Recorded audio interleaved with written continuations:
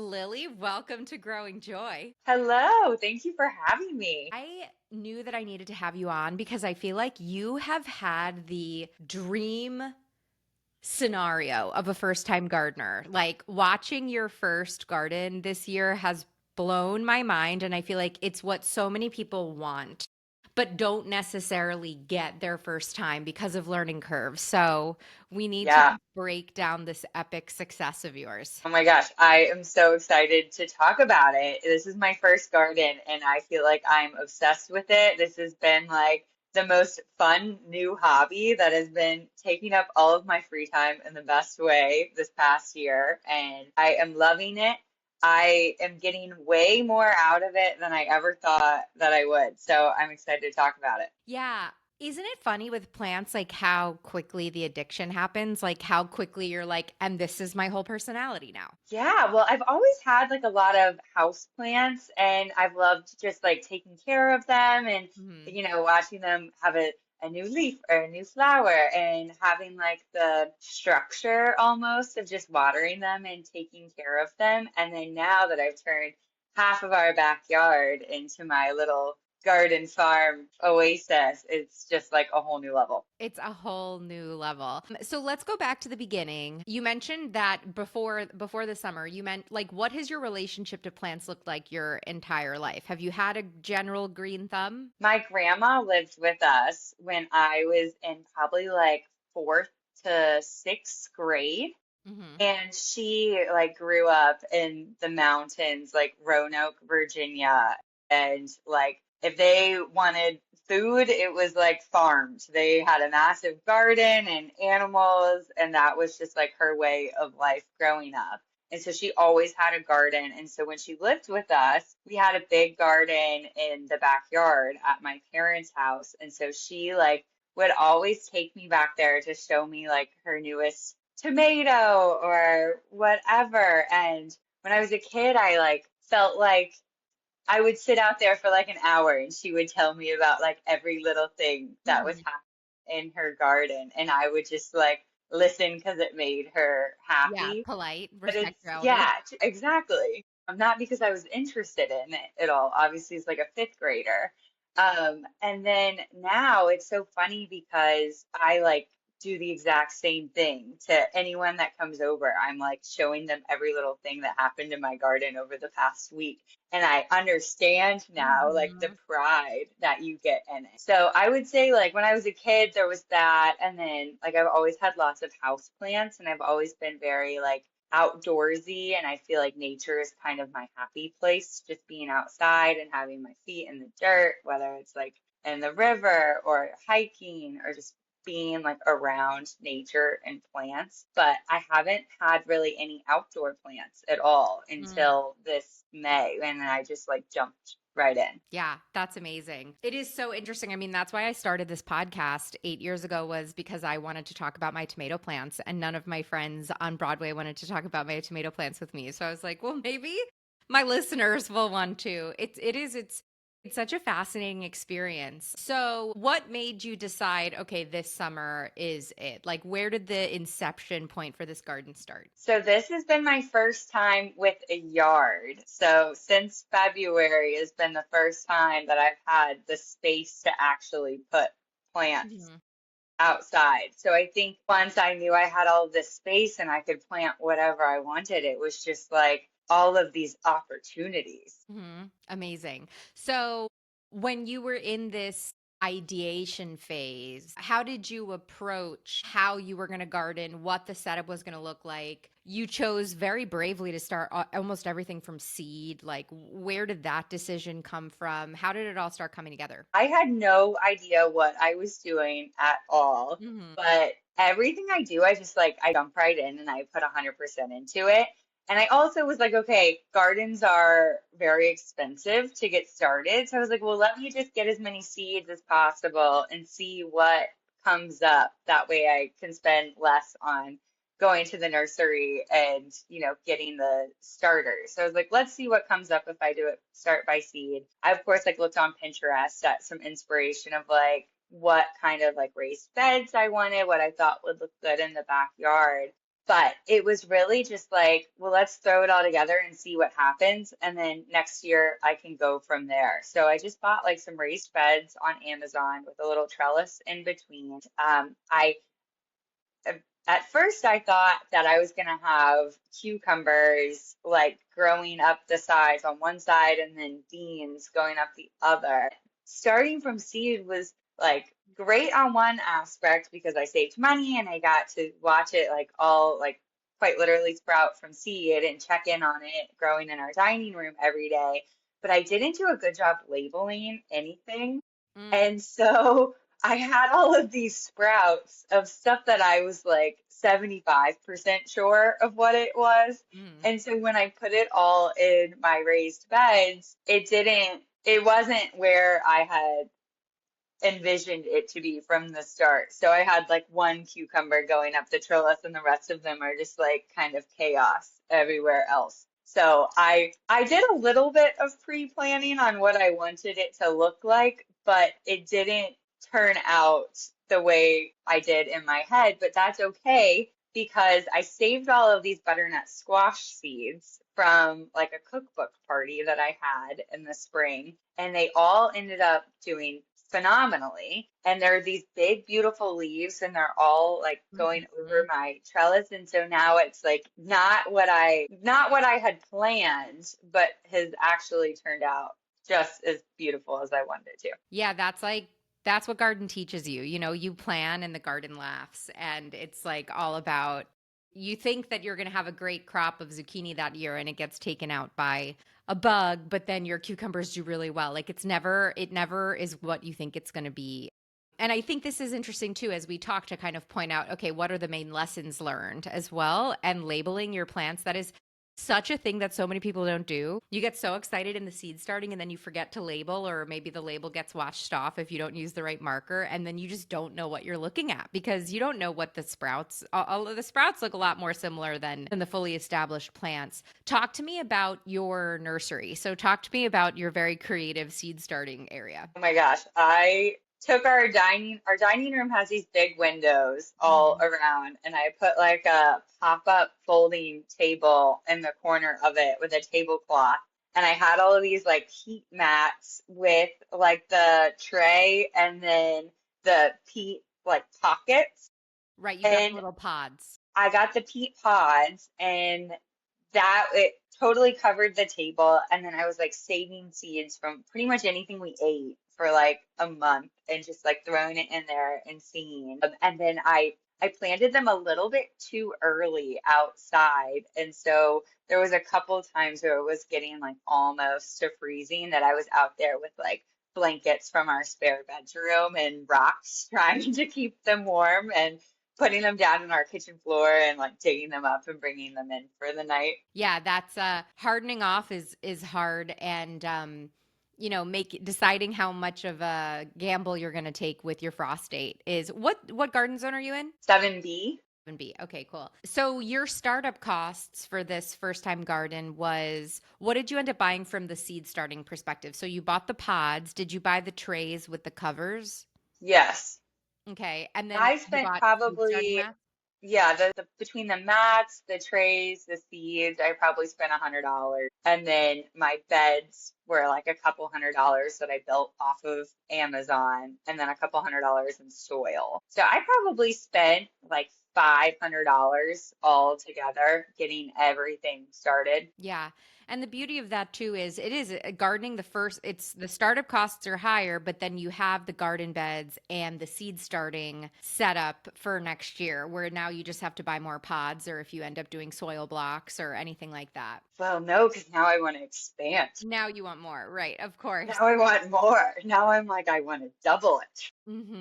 You could get another same exact set of beds that you had and extend it basically. Are you thinking of doing that? That's my plan. I like the ones that I got, and the trellis has been a bit sturdier than I was expecting. Like I have butternut squash hanging on it right now, like two or three of them that are just about full size, and I'm like very shocked at how strong the like part holding it. Sorry, this is is my first garden. Like the stem of it, like Mhm. holding it to the branch is like so much stronger than I was expecting that I haven't needed to support it anymore yet. And the trellis is just holding them just fine.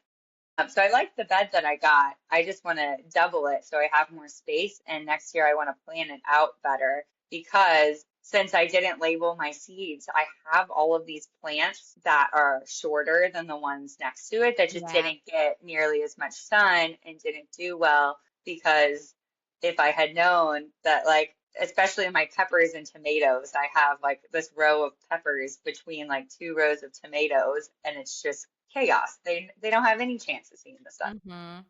Yeah, I think that's definitely also a very common scenario that even experienced gardeners have. Because sometimes you buy a variety of flower or a variety of zinnia that you think is going to be 8 inches and they end up being taller. And that whole shade situation and pruning. Have you been maintaining the garden? Have you been pruning and doing all of that stuff, or has it kind of been let's let it grow wild and just learn from it? No, it's chaos. It Yeah. is absolutely the Wild West in there. I Hmm. think part of it is because I don't know what to prune, Totally. especially my tomatoes. It's just, and I think part of it too is it's so overgrown. Like I didn't space it all. It's just like probably like 40 tomato plants in this very small space. So like it's hard for me to tell like what is growing off of what plant Hmm. and what I need to prune. So no, it's like an overgrown jungle. Yeah, I think for next year, tracking, well, number one, making sure that labeling is going to solve 80% of your problems, right? Like, and also I think when you're starting seeds in the beginning, you want to start so many tomato seeds. But then you end up having 40 seedlings that you have to plant. So you also learn, okay, I only need 10 tomato seedling starts and I need 10. You can start to get a little like savvier there. I find too, in the first month or two of the growing season, making sure that you're training it to the trellis appropriately, or making sure that you're building out the extra trellises so that the plants start organized. Then it's easier to keep them organized and less chaotic. But then you get to a point where if it's so chaotic, you're right, it's hard to go back in and fix it. Yeah, we're past that point now. Right. There's This year no you're going letting it back. go wild, which But is so next year, fun too. yes. It's so fun too. And also everyone does that. Like everyone's garden is chaos come August. Yeah, you can prune the suckers of the tomato plants, and it's all about aeration too. Like just making sure that there's enough airflow getting access to all the plants so that they don't get the fungal issues and the pests. Have you had a lot of pests? My zucchinis had like the white, I think they're aphids, Aphids, yeah. aphids, and I sprayed them with neem oil and cut them back, and they rebounded fine. But we had a lot of rain in Virginia this Mhm. summer. Like at the beginning of summer, there was like 2 weeks in like late May, early June where it rained every single day, which coincided with me being on a trip to Japan and having these like automatic sprinklers on. So my poor plants were getting rained on every day. They And had the automatic sprinklers going off every night. And which next year I want to have like the hoses that go at the bottom yeah, so the I'm not irrigation. drenching everything. But we weren't there yet this year for the first garden. And so when I came back, there was definitely a problem with those. But when I trimmed them back and I sprayed them with the neem oil, definitely, it wasn't 100% resolved, but I still got like a healthy crop of zucchinis. I will say the biggest pest has been the mosquitoes for me because they're so bad that it takes so much joy out of being in my garden Mm. because it has turned into a mosquito breeding ground. And I bought the silliest thing on Amazon. It's like almost like a beekeeper suit. It's Oh, I like love that. goes, it's like wearing a screened-in porch. So it Okay. like it's tight around my ankles and then it goes all the way over my face and it's tight around my wrist and is like a screen mesh material. And I just look so ridiculous out there digging up dirt.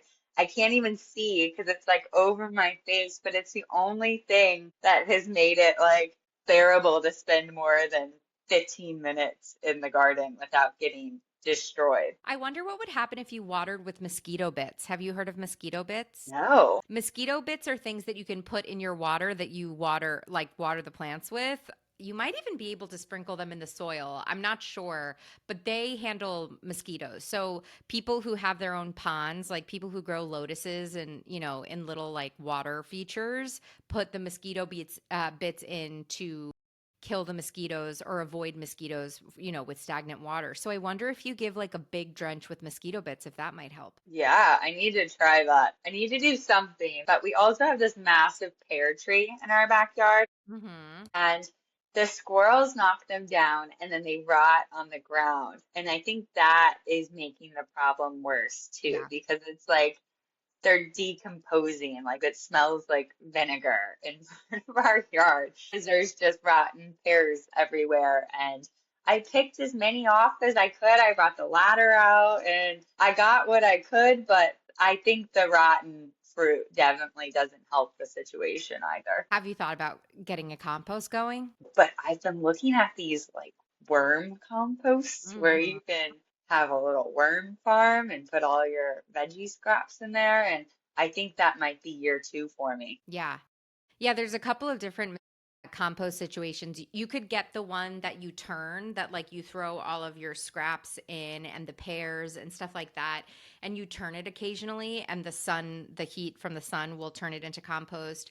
There are, the classic wooden structures that you just like throw everything in with your grass cuttings. And we have a bunch of episodes on compost if you're interested in nerding out about it. But I think that could be great because then you could just be tossing your pears into the compost bins, Ooh, yeah, that's a good idea. keeping it clean. Because I think you're right. Like, it's a bummer if you can't enjoy it because of the mosquitoes or of the vinegar smell or of all of these things. So, we talked about your seed starting setup. So, you started the seeds, you didn't have grow lights, you had the windows, but you had the heating mats and the seeds. And then planting sounds like it was a little like haphazard, but successful. Like you got everything in. And Yeah. then month by month, like what surprised you about gardening? I was so surprised at how much I got. I feel like we have eaten something at dinner every single night since probably June that has come out of the garden. I was expecting to get some, but I wasn't expecting to have the abundance of extra fruits and vegetables that we have to be able to like use it every night, to be able to give it to neighbors, to be able to make things to go to events and say, this is salsa bruschetta from the Mhm. tomatoes that I grew. So that was a really exciting surprise to have enough to really be able to like share and enjoy regularly. Going off of that, I wasn't expecting to get stressed out Yeah. over like the amount of especially the tomatoes and zucchini that I Yeah. had. Yeah. Like it's such a good problem, but it was also like kind of hilarious to be stressed over like what do I do with this amount of tomatoes and zucchini? Yeah.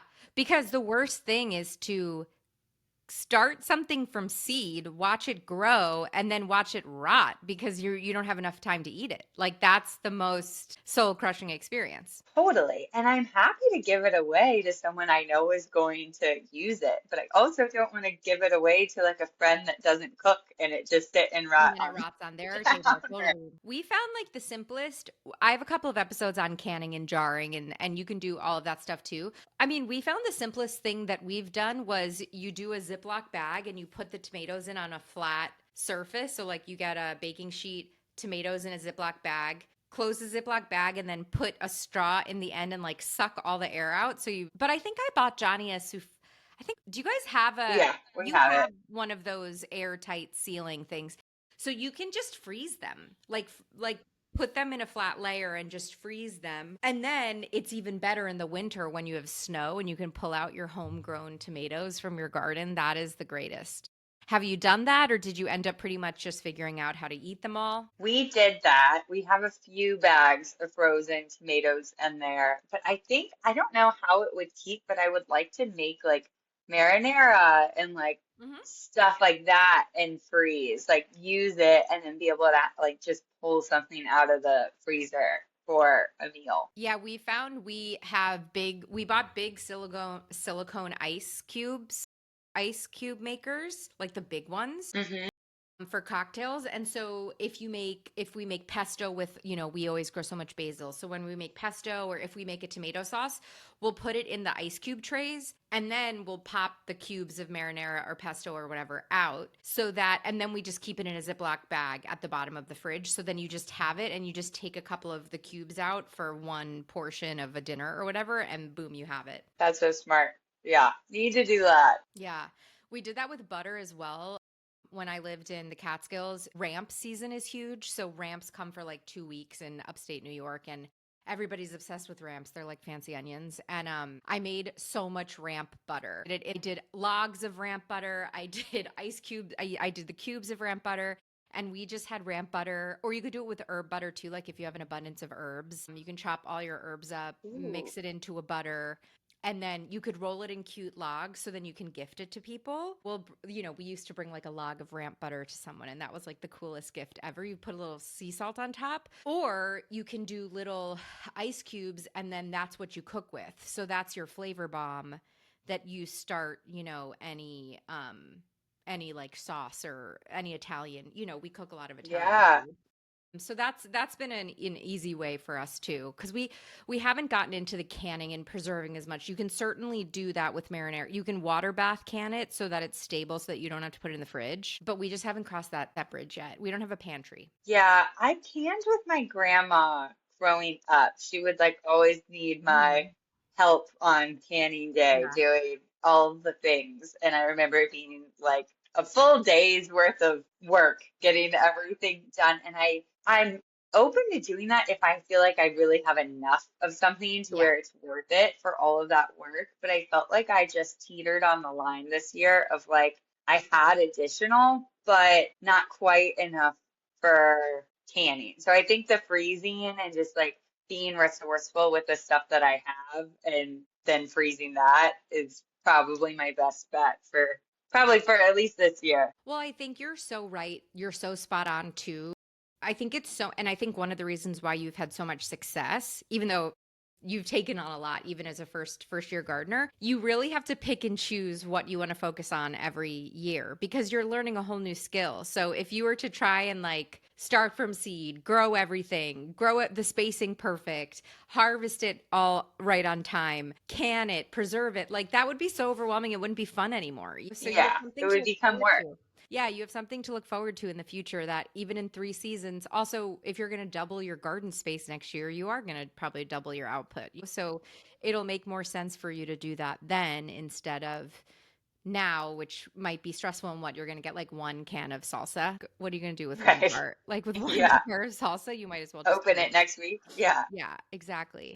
So, what did you end up growing? Walk us through the garden harvests. So many tomatoes and all Did you different go kinds. cherry, heirloom? Like, what did you end up growing? What did you like? A little bit of everything. All of the ones that I did from seed are like these teeny tiny little pathetic Mhm. small tomatoes. The ones that did well are definitely the ones that I bought the starters from my local nursery.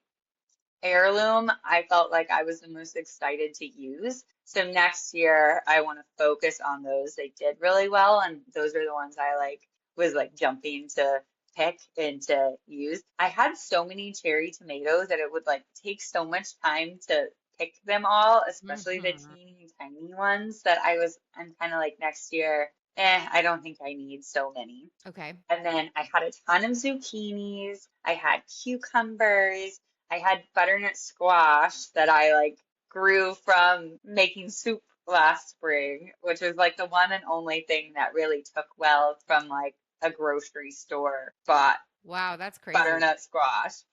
And then I have watermelon and cantaloupe that aren't doing the best right now. I think they're just not getting enough sun where I grew them. And I also put them in the ground. And I don't think our soil is great. And then I have a ton of pumpkin plants growing. And then I dug up some carrots yesterday.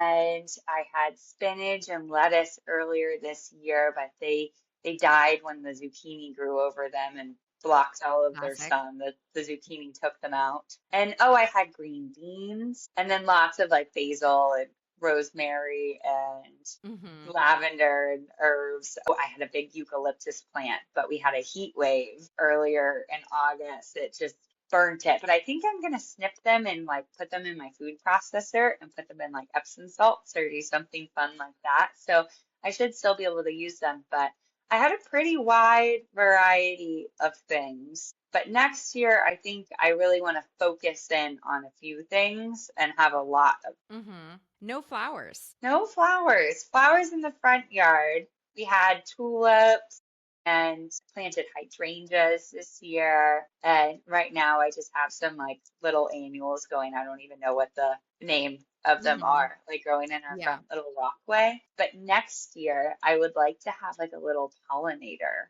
Yeah. garden and also like some citronella and some stuff to hopefully ward off some of my Yep. mosquitoes. Yeah, I think adding some marigolds to the outline of the beds would be great because they will deter pests and attract pollinators. And then you could look up your local pollinators, but also like zinnias are just so easy. And you want those flowers to attract the pollinators to pollinate the tomato plants. Like you'll get more of a bounty if you have the if you're bringing the pollinators right into the garden with flowers. But I Mm, think like some marigolds, some maybe pansies, edible pansies are edible too, or sorry, mhm. viola. They're beautiful edible flower that the pollinators love. But then also, it's funny because I also started just interested in growing food, and now I started growing flowers for the pollinators, and now I'm like more interested in growing flowers because I love making bouquets now. It's so funny how like it all just rolls into each other. Yeah, shifts and changes. I did have some sunflowers, but the only one that did well was the one that I like put in my raised bed. All the ones that I put in the ground were like these sad little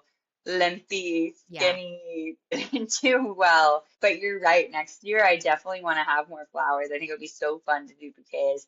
I think another reason I started this garden though is because I've become more health conscious Hmm. and have like just read and seen all of the things about the pesticides that are on our Yep. food at the grocery store. And it's just made me much more aware and wanted to grow things in my backyard where I can control all of the things that are going on to it and that we're Hmm. consuming. So you're right. It's like that was another reason why I wanted to start my garden. But I mean, for the most part, flowers I wouldn't be eating, but now I'm just having so much fun growing things that I'm like, oh, that would be a blast. Well, and you learn like you're like, oh, my focus is the tomatoes, but like what are the things that will make the tomatoes be the happiest, you know? And then you realize it is the zinnia or it is the marigold. Two other plants that just came to mind because you are so health conscious is calendula is a gorgeous flower that is very medicinal. So you could Hmm. dry it and like turn it into salves and body butters and like add it to your baths. That could be so cool. And then my other favorite plant that flowers is a plant called borage. You didn't grow it this year, did you? No, It's I've a never heard of it. it's gorgeous. I had never heard of it either. I only started growing it like 3 or 4 years into my journey, but it's a blue flower, but the whole plant tastes like cucumber. And the blue flower is interesting. It's very hard to find naturally blue flowers. It's extremely medicinal. It's like really good for your nervous system. Herbalists brew it and make teas that are like very calming and energizing. And when you make a tea, like 2 summers ago, I used to brew a hot tea and then ice it, and I would drink it iced all day long. And it's like an iced cucumber water. It's so delicious. So that might be an interesting one for you to play around with. Yeah, I think it would be so much fun to make tea, It's the best. grow Lemon balm. chamomile, and yeah. Bomb, Billy brewed chamomile. I mean, part of me was like, I don't know if you should be doing this. I'd grown chamomile a year ago. In my garden last summer, I had grown chamomile, harvested it, dried it, put it in a little jar, and he found it yesterday and he was like, "Could I brew this?" And I was like, "I guess you can," but I was like, "It is a year old." Chamomile also the flowers are like the most beautiful smelling flowers ever. And the bees love chamomile flowers. And then you That could would like make such a good gift too. such a good. Then you start thinking of the gifts, right? Like the chamomile tea, the body butters, also like all of the salts, like you said, like the herb salts or the eucalyptus salts. I had a very wimpy eucalyptus plant last year that gave me like 4 sticks of eucalyptus, but I bundled it and I put it in my car. I hung it on my I like put it on top of my rearview mirror, and it made my whole car smell like eucalyptus. That was a really nice Ooh. repurposing. of it. I'd love to put it in my shower, like on top of the shower Yeah. head, so your shower gets like steamy and smells like it. But that's such a good idea because it's supposed to purify your air. And I feel like sometimes, like, especially if you like eat something in your car or like the dogs are always in our Mhm. car. So like it'd be nice to get away any funk going on in there. Yeah, my mom used to have the entry path to our house, she lined with lavender. And when we would drive to college, she would cut a huge bundle of lavender and put it on our dashboard. So every time the car would sit in the heat, it would heat the car up and the whole car would smell like lavender. It was so nice. And it just like reminded me of home. So that's my little like homage to that. But yeah, like it really is. It's so fun. There's so many different ways you can go. And once again, like you have the rest of your life. You have 100 seasons of gardening ahead of you Hmm. to experiment with different things. Also, you were mentioning too, you've done such a good job like succession planting. You were telling me you pulled the zucchini out, you put the pumpkins in, like then you can get really strategic with your plans and your spreadsheets. And now there are all these like AI garden planners that help you do it if you want.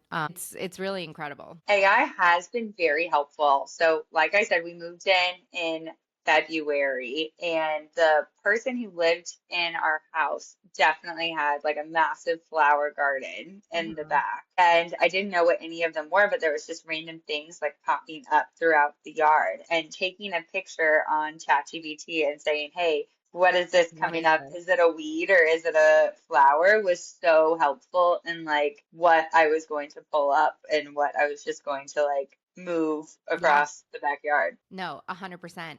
So, what are your biggest lessons learned and what are your biggest triumphs from this year so far? Biggest lesson learned, label your seeds, label your seedlings in the raised bed.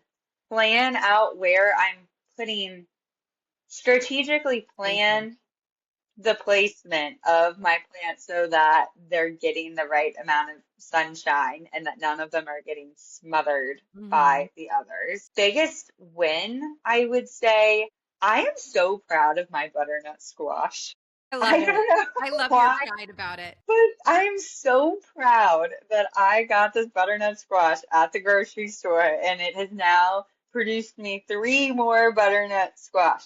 It's That is like incredible. buy one, get three free. I mean, that's a deal right That's a there. deal. So super proud of that to watch it go from like consuming something bought from the store to now consuming the next generation of squash. And I'm just like, I feel like I've learned so much, and it's also just given me so much peace to have an activity to like come home to every day from work and just be like out in the dirt, getting my hands dirty, getting sunshine, like watching things that I put my like heart and soul and love into.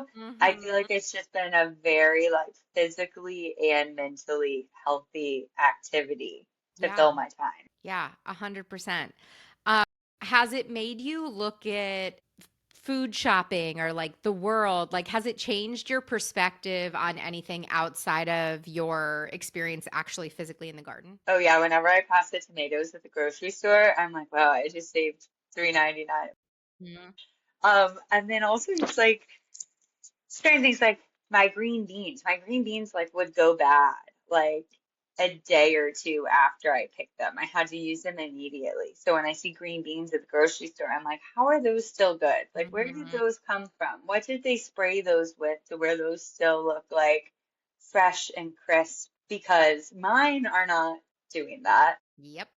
And like the size of things, like just seeing how like my pears on my pear tree, like they're so small. And then I see the ones at the grocery store that are massive. And I'm like, that's a little weird. So I'm definitely noticing things. It's been really fun too as I'm going around the grocery store. I'm planning my meals around what we have ready in the garden Mm. versus like what looks good that day.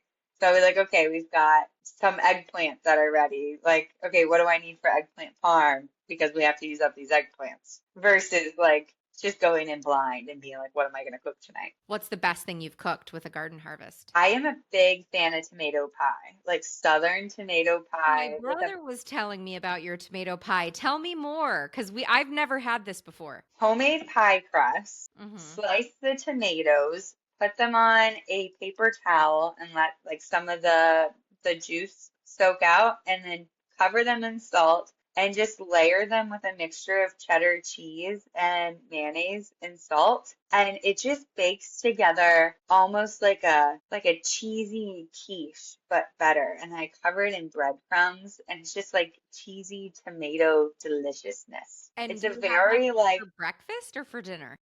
all meals. I brought it to the 4th of July. I brought it to a picnic. Like, we'll eat it like for breakfast one day and then like a little piece for like a snack the next. Very different than tomato pie, like in Pizza. Philly. I used to Yeah. live in Philly, and it would be like a piece of focaccia with like marinara and like Parmesan cheese on top. Very, very different. This is like a southern pie crust, and it is delicious. So good. And you're also a baker. So what's the coolest thing you've baked? I made a brown butter rosemary pear tart last week. That was so good that I used the rosemary from my garden and the pears from the pear tree. And I made like a shortbread crust, and it was really, really Oh good. my God, I want to live in your house. That sounds, my brother's I'm so jealous of Johnny. That sounds Yeah, amazing. I'm always like cooking or baking something, and I feel like this has really made me have to be creative because, like, I'm not a big pear person, and nor have I ever baked anything with pears before. But we didn't know that this like 50-foot pear tree was in our backyard and going to be producing pounds of pears per week. So just stuff like that has made me have to Yeah. think creatively on how to use all of this. I could see you making a really good pear jam, like a cool rosemary, like a savory sweet jam with the pears, and then that being what you gift to people as well. I could see Ooh. you getting into that. Yes, I haven't done a lot of jams. I made ketchup with my Cool. tomatoes. I made like a homemade like a sriracha ketchup and like a chipotle ketchup, and have made so much bruschetta and salsa. And I have started just about every day this summer with like a piece of thick, good bread and then a little bit of mayo and sliced tomatoes and salt. So Made me good. so happy. So good. You know, Lily, I'm thinking, so Lily is known for her cookies. Lily is an incredible baker. I've witnessed you. You came over to my house to use our industrial sized mixing. You cooked like a million cookies for our Christmas party last year. But I'm really feeling the edible flowers for you, Lily, because have you seen on Pinterest the cookies that have the edible flowers pressed into them? No. They're like these shortbread cookies that you press these edible flowers and you bake the edible flowers into them, and they're so gorgeous. I see this for you in your future. I see Oh the my edible gosh. flowers. Yeah. I need to do that. That sounds beautiful. Yeah, it's really beautiful. Well, it's been so fun to witness your plant lady, your inner plant lady come online in such a unique way. What are your plans for next year? So, if you were to pick one or two things that you're going to add to your repertoire next year, what are you thinking? I want to focus my seeds on things that I cannot buy at the grocery store. Yep, totally. I want to order seeds online of just like non-GMO, Hmm. different things that I can't find at the grocery store, and really strategically do everything from seed that I can't find at the grocery store and the stuff that I can find at the grocery store buy already healthy from the nursery little 4 packs. Totally. I think that was the biggest shift for me between my first and second year. I realized, oh, there are some things that are not worth starting from seed. My Some things, tomatoes. yeah, like That I'm never doing that again. you can go get your tomatoes at the nursery. And then if there's an interesting variety of cherry tomatoes that you can't find at the nursery, start those. But like your better boy, your like basic, tomato varieties. For me, like basil has never been worth starting from seed. I would rather just like buy the basil plant. You know, you just pick, like, you realize what's worth starting from seed and then what isn't. And then you just like find the nursery you can like order in advance from. Well, I'm so excited to keep watching you grow. Maybe you'll join me next year for an update. Will do. Thank you for having me. Growing